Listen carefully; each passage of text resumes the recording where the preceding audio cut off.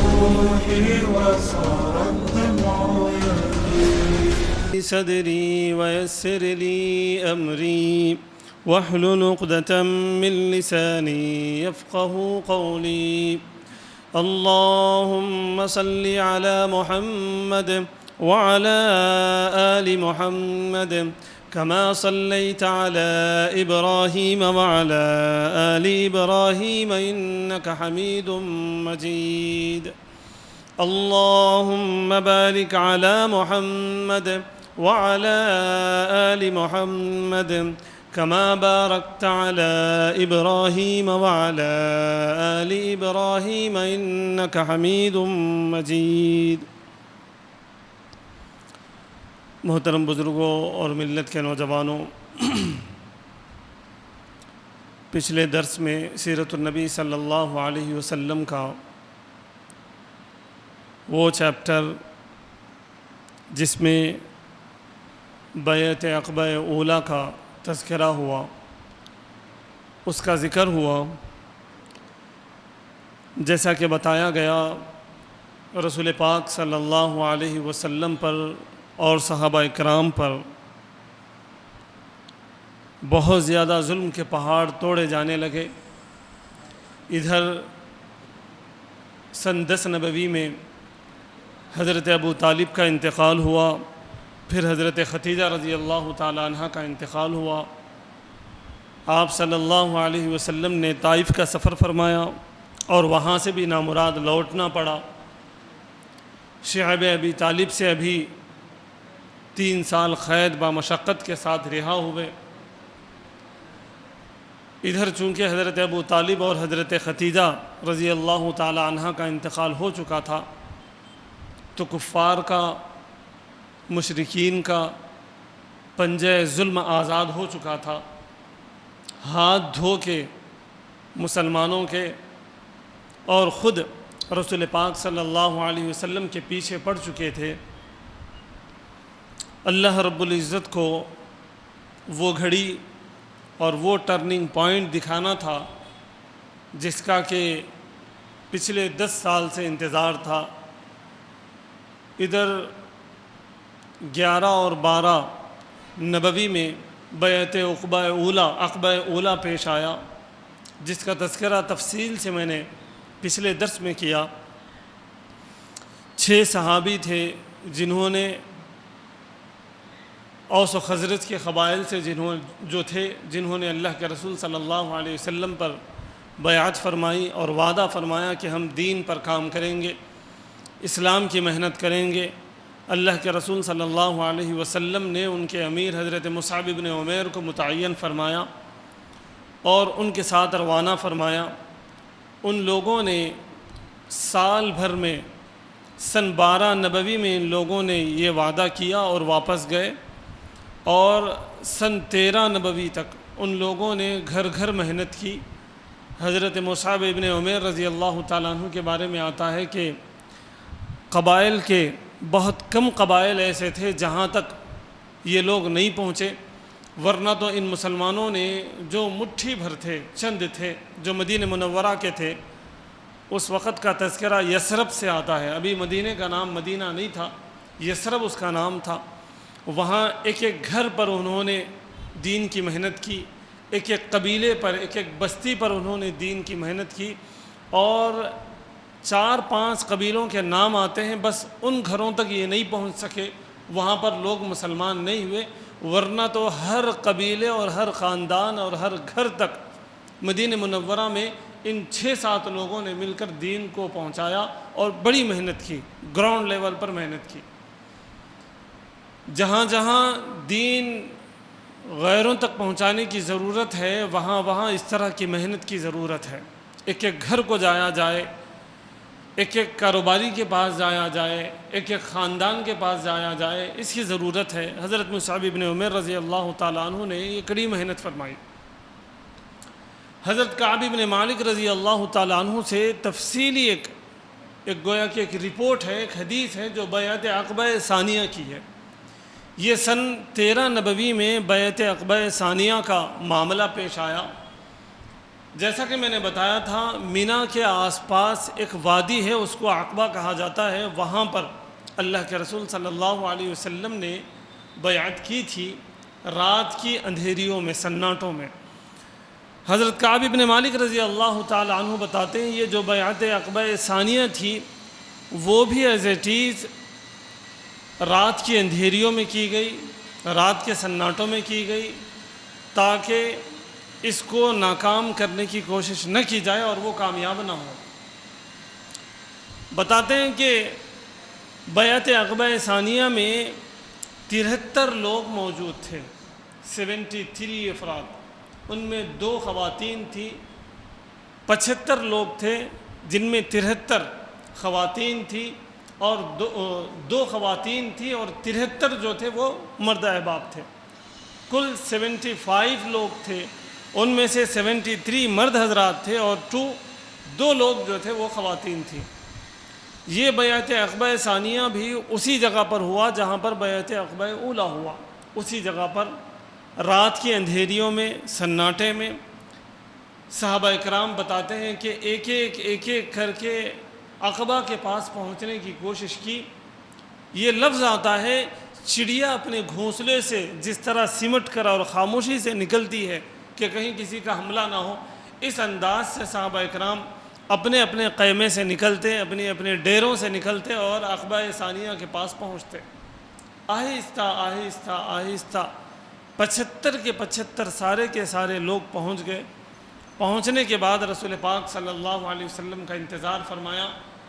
دیکھتے ہی دیکھتے اللہ کے رسول صلی اللہ علیہ وسلم بھی بچتے بچاتے وہاں پر پہنچے، اس لیے کہ آپ صلی اللہ علیہ وسلم حج کے موقع پر، یہ چونکہ حج کا موقع تھا، حج کے موقع پر اللہ کے رسول صلی اللہ علیہ وسلم دین کا پیغام پہنچانے کے لیے لوگوں سے ملتے تھے، تو آپ صلی اللہ علیہ وسلم کو جھوٹا بتانے کے لیے، آپ کو جادوگر بتانے کے لیے، آپ کو ساحر بتانے کے لیے، آپ کو مجنوں بتانے کے لیے کفار مکہ پیچھے پڑے ہوئے ہوتے، جن سے آپ ملتے وہاں پہ بولتے کہ یہ پاگل ہے، ان کی بات مت سنو، یہ جادوگر ہے، ان کی بات مت سنو، نعوذ باللہ۔ تو ان سے بچتے بچاتے اللہ کے رسول صلی اللہ علیہ وسلم پورے پروگرام کے تحت عقبہ کے پاس پہنچے۔ وہاں دیکھا کہ ایک جماعت تھی، بعض سیرت نگاروں نے اس کو اجتماع سے بھی تعبیر کیا۔ اجتماع کے لیے ہم تیار ہوئے، ہم پلاننگ کے ساتھ وہاں پر پہنچے۔ اب وہاں پر بیعت ہونی تھی صحابہ اکرام کی اللہ کے رسول صلی اللہ علیہ وسلم سے۔ ایک عجیب بات آج کے مطالعے میں مجھے ملی ہے، میں آپ کو بتا دوں۔ حضرت عباس رضی اللہ تعالی عنہ جنہوں نے ابھی اسلام قبول نہیں کیا تھا، اللہ کے رسول صلی اللہ علیہ وسلم کے ساتھ وہ بھی موجود تھے۔ وہ بھی چاہتے تھے، ابھی انہوں نے اسلام قبول نہیں کیا، لیکن وہ چاہتے تھے کہ اللہ کے رسول سیف رہیں، محفوظ رہیں، آپ کی بات دور سے دور تک پہنچے، مدینے والوں تک آپ کی بات پہنچے، اور وہ اللہ کے رسول صلی اللہ علیہ وسلم کی حفاظت کے لیے تیار ہو جائیں، اور آپ صلی اللہ علیہ وسلم کی سیکیورٹی وہ دے دیں، اور آپ صلی اللہ علیہ وسلم محفوظ رہیں۔ حضرت عباس بھی موجود تھے۔ آپ صلی اللہ علیہ وسلم اپنے دستے کے ساتھ، اپنے چند صحابہ کے ساتھ وہاں پر پہنچے، 2-4 کے ساتھ۔ آپ صلی اللہ علیہ وسلم نے بڑی خوشی کا اظہار کیا۔ سب سے پہلے حضرت عباس رضی اللہ تعالیٰ عنہ نے اپنی بات شروع فرمائی۔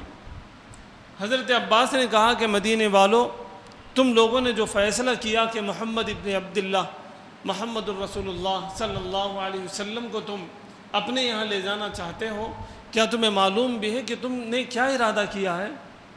سارا عرب تمہارا دشمن ہو جائے گا، سارے قبیلے تم پر نوچنے کے لیے تیار ہو جائیں گے، تمہاری ایسی کی تیسی وہ کر دیں گے، تمہیں جینے نہیں دیں گے، تمہارا جینا حرام ہو جائے گا اگر تم نے رسول اللہ کو اپنے ساتھ لینے کا وعدہ کیا اور ان کو پناہ دینے کا وعدہ کیا، تو پورا عرب تمہارا دشمن ہو جائے گا۔ اس عقبے میں اوس و خزرج کے لوگ موجود تھے، مدینے کے بڑے طاقتور یہ قبیلے مانے جاتے تھے، یہ دونوں کے احباب یہاں پر موجود تھے۔ حضرت عباس نے فرمایا کہ اگر تم اپنی جان پر کھیل کر ہمارے نبی محمد رسول اللہ صلی اللہ علیہ وسلم کو بچانے کا وعدہ کرتے ہو تو پھر ٹھیک ہے، اگر تمہارا یہ ارادہ ہے کہ جب تم پر عرب کے لوگ حملہ کرنے لگیں، تمہیں تنگ کرنے لگیں، تو تم ان کو اکیلا چھوڑ دو، تو تمہارے لیے اچھا یہ ہے کہ تم یہاں سے اٹھو اور چلے جاؤ، تم وعدہ نہ کرو، تمہارے لیے دنیا میں بھی بربادی ہوگی، آخرت میں بھی بربادی ہوگی۔ اگر تم نے وعدہ وفا کیا اور اپنی جانوں پر کھیل کر ان کو بچانے کی کوشش کی تو پھر تمہارے لیے دنیا میں بھی سرخ روئی ہے اور آخرت میں بھی تمہارے لیے جنت ہے۔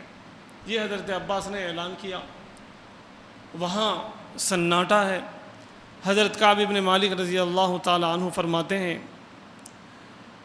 ایک صحابی رسول صلی اللہ علیہ وسلم نے اٹھا اور اٹھ کر اعلان کیا کہ ہم اپنی جانوں پر کھیل کر آپ صلی اللہ علیہ وسلم کو بچانے کے لیے تیار ہیں، چاہے جو ہو جائے، پورا عرب نہیں پوری دنیا ہم پر آ جائے، لیکن ہم پیچھے ہٹنے والے نہیں ہیں۔ ہماری اولاد اور ہمارا مال سرکار پر قربان ہے، ہم ہر حال میں اللہ کے رسول صلی اللہ علیہ وسلم کی حفاظت کریں گے، ہم اپنی جان کی پرواہ نہیں کریں گے، اپنی اولاد کی پرواہ نہیں کریں گے، لیکن رسول اللہ پر ایک خراش آنے ہم نہیں دیں گے۔ ہم اس بات کا وعدہ کرتے ہیں، ہم اس بات پر مصر ہیں، ہم اسی لیے آئے ہیں۔ اللہ کے رسول صلی اللہ علیہ وسلم کو ہم لے جائیں گے اور انہیں محفوظ رکھیں گے، دین کو ہم محفوظ رکھیں گے۔ یہاں سے جو صحابہ آئیں گے، جو احباب آئیں گے، ان کو ہم محفوظ رکھیں گے، انہیں ہم اپنا بھائی جانیں گے، ہم ان کے لیے بھی اپنی جانیں قربان کرنے کے لیے تیار ہیں۔ ہم دین اسلام کے لیے مریں گے، مٹیں گے، اپنی اولاد کو، اپنے مال کو ختم کر دیں گے، لیکن ہم ایمان پر، رسول اللہ پر آنچ آنے نہیں دیں گے۔ انہوں نے یہ اعلان فرمایا۔ جب مدینے والوں نے، انصار نے یہ اعلان فرمایا تو اللہ کے رسول صلی اللہ علیہ وسلم کو اور ان کے جو صحابہ وہاں پر مکہ مکرمہ کے موجود تھے ان کو اطمینان ہوا۔ اللہ کے رسول صلی اللہ علیہ وسلم نے بیعت شروع فرمائی۔ بیعت کے جو الفاظ تھے وہ میں دہرا دوں۔ اللہ کے رسول صلی اللہ علیہ وسلم نے بیعت فرمائی، عربی میں وہ بیعت ہوئی، میں نے اس کا ترجمہ آپ حضرات کے خدمت میں لایا ہے۔ نمبر 1، اللہ کے رسول صلی اللہ علیہ وسلم نے فرمایا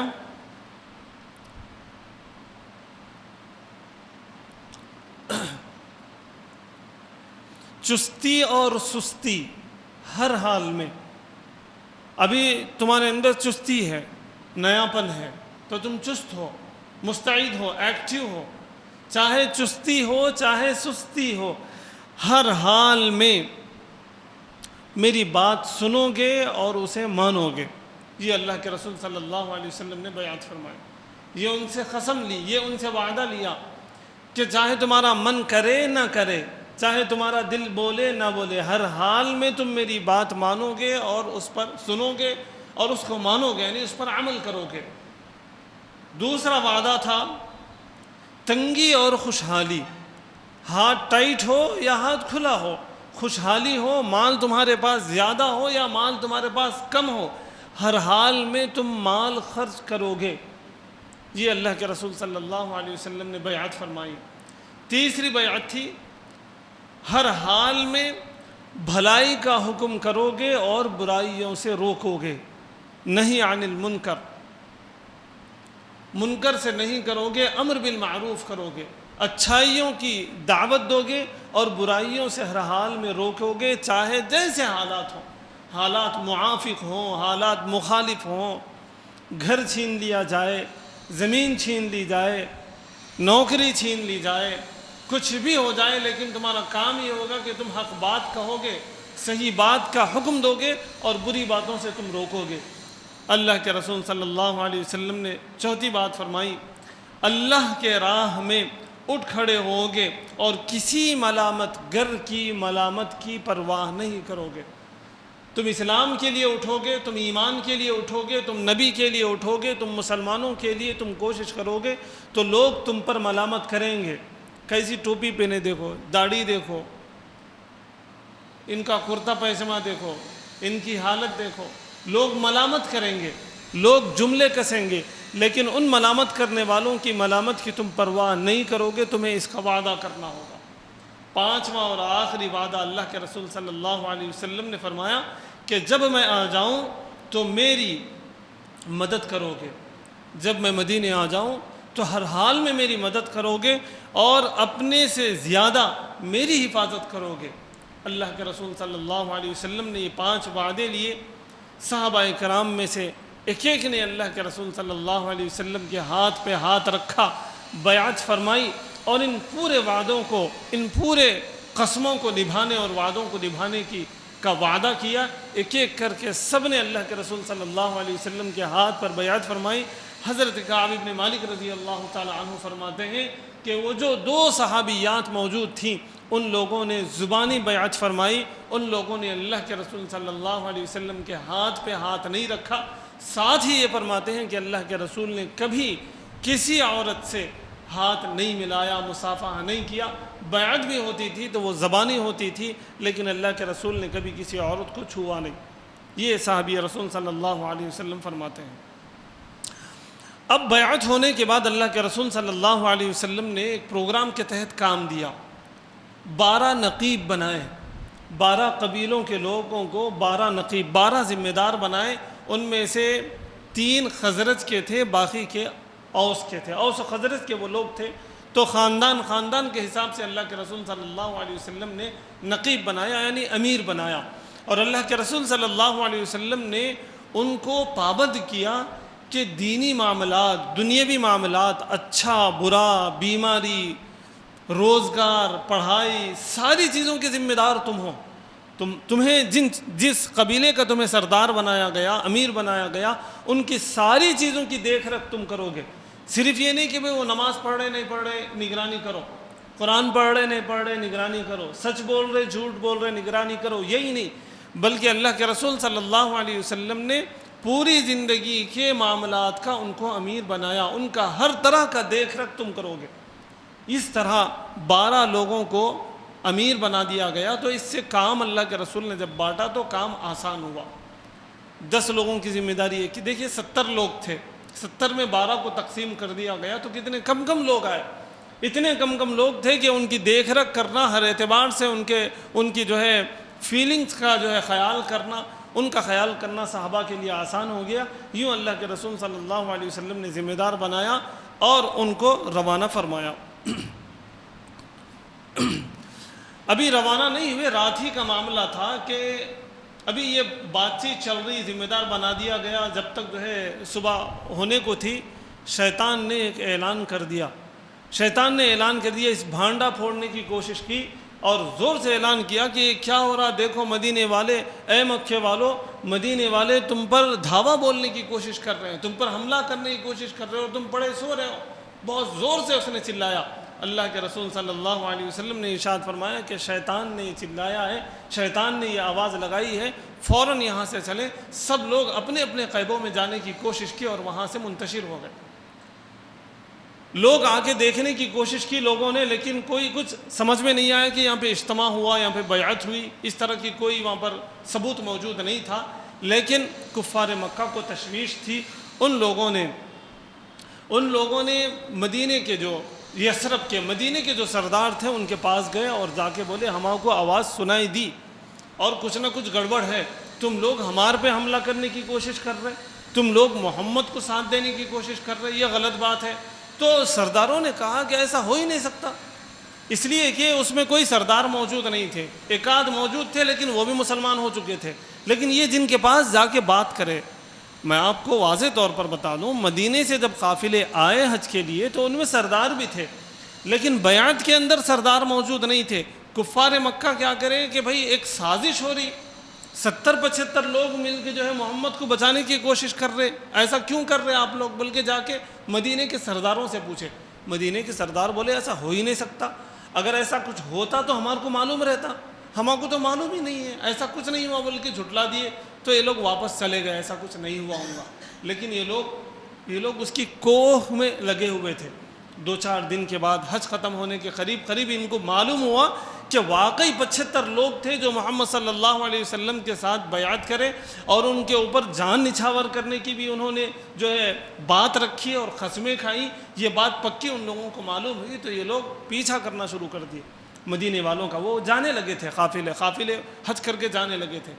حضرت کئی سارے لوگوں کو پکڑنے کی کوشش کی، لیکن حضرت سعد بن عبادہ رضی اللہ تعالیٰ عنہ ان کو مل گئے اور ثبوت کے ساتھ ملے۔ انہوں نے اقرار کیا کہ ہاں ہم نے وعدہ کیا ہے، ہم اپنے جان پر کھیلیں گے اور محمد صلی اللہ علیہ وسلم کو بچائیں گے۔ ان کے کپڑے اتار دیے گئے، ان کو نوچا گیا، ان کو مارا گیا، ان کے بال کھینچے گئے، ان کو ستایا گیا۔ حضرت سعد بن عبادہ رضی اللہ تعالیٰ عنہ کو، لیکن پھر وہ راستے میں ہی لے کے آ رہے تھے اور 2-3 صحابہ ملے جو مسلمان ہو چکے تھے، جو اچھی طاقت اور قوت رکھتے تھے. حضرت سعد بن عبادہ رضی اللہ تعالیٰ عنہ کو ان سے چھڑا کے پھر مدینے کو بھیج دیا. تو اس طرح ان لوگوں کو اس بات کا پتہ چل گیا مکے والوں کو کہ یہاں پہ ایک بیعت ہوئی اور محمد صلی اللہ علیہ وسلم کو لے جانے کی بات ہوئی، یہاں سے مسلمانوں کی بھی جانے کی بات ہوئی. یہ لوگ محاصرہ ٹائٹ کر دیے اور صحابہ اکرام کو جانے نہیں دے رہے تھے اور بہت کچھ ان لوگوں نے کرنے کی کوشش کی. بہرحال اللہ کا حکم ہوا اور ہجرت ہوئی. ان تمام چیزوں کو انشاءاللہ اگلے کل ہم جاننے کی کوشش کریں گے. اللہ تعالیٰ سے دعا ہے کہ اللہ تعالیٰ ہمیں سیرت النبی صلی اللہ علیہ وسلم کو سمجھنے اور اس پر عمل کرنے کی توفیق عطا فرمائے. وآخر دعوانا ان الحمدللہ رب العالمین.